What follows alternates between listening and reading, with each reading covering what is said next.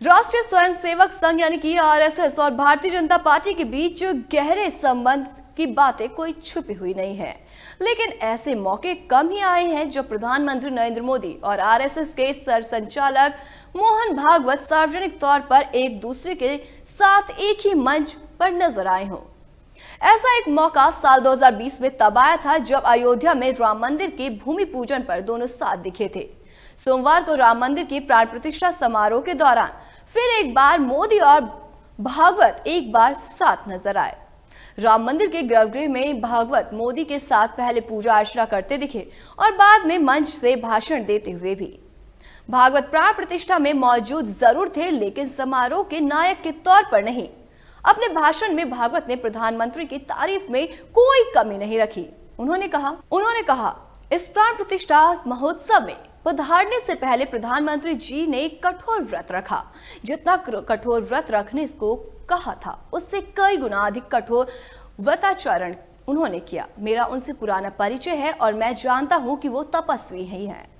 RSS BJP का अभिभाव संगठन है तो वो स्वाभाविक है कि उनका बीजेपी पर प्रभाव तो रहेगा ही। साथ ही प्रधानमंत्री नरेंद्र मोदी संघ के सक्रिय प्रचारक भी रहे हैं, लेकिन पिछले कुछ सालों से जो लगातार चर्चा का विषय रहा है वो ये है कि क्या बीजेपी हमेशा आरएसएस के नियंत्रण में ही काम करती है। अगर नहीं तो आरएसएस का बीजेपी पर नियंत्रण किस हद तक है। राम मंदिर के प्राण प्रतिष्ठा समारोह में जहां धर्म और राजनीति के बीच की रेखाएं धुंधली होती दिखी, वहीं भागवत की मौजूदगी ने भी एक सवाल पैदा किया कि क्या बीजेपी और आरएसएस के रिश्ते में बदलाव आ रहा है। नीलांजय मुखोपाध्याय एक लेखक और राजनीतिक विश्लेषक है जिन्होंने बाबरी मस्जिद विध्वंस और राष्ट्रीय स्वयंसेवक संघ की प्रमुख हस्तियों पर किताब लिखी है।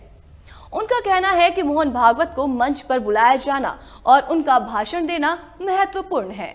वे कहते हैं कि अगस्त 2020 में भी मंदिर में भूमि पूजन के समय भागवत को यही जगह दी गई थी।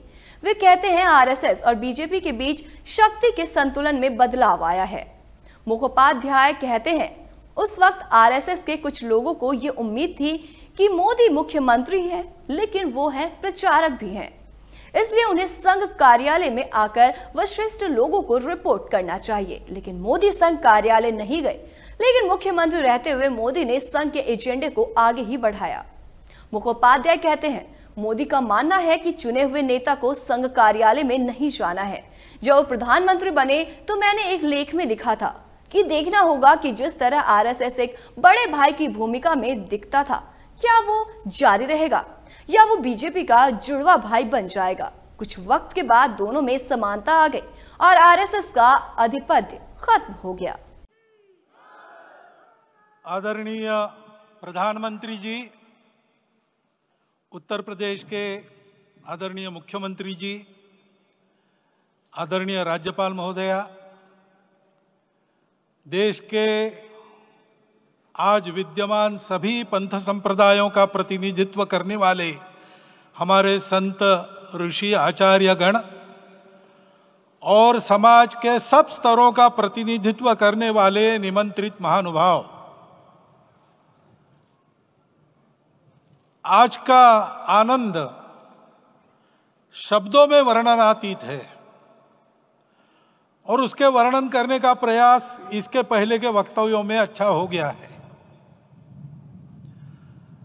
यह भी बता दिया गया है और हम जानते भी हैं कि आज अयोध्या में रामलला के साथ भारत का स्व लौट के आया है।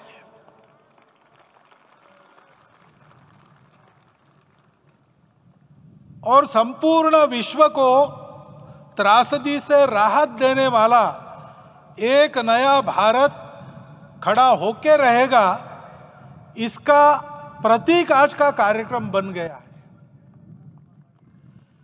ऐसे समय में आपके उत्साह का, आपके आनंद का वर्णन कोई नहीं कर सकता।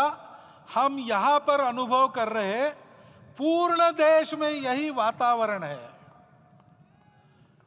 छोटे छोटे मंदिर के सामने दूरदर्शन पर इस कार्यक्रम को सुनने वाले हमारे समाज के करोड़ों बंधु वहां पहुंच न पाए ऐसे घर घर के हमारे नागरिक सज्जन, माता भगिनी सब भाव विभोर है, सब में आनंद है, सब में उत्साह है।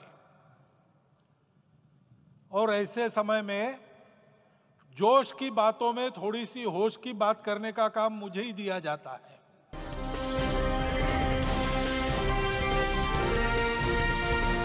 केलांचल टाइम्स, हर खबर पर हमारी नजर।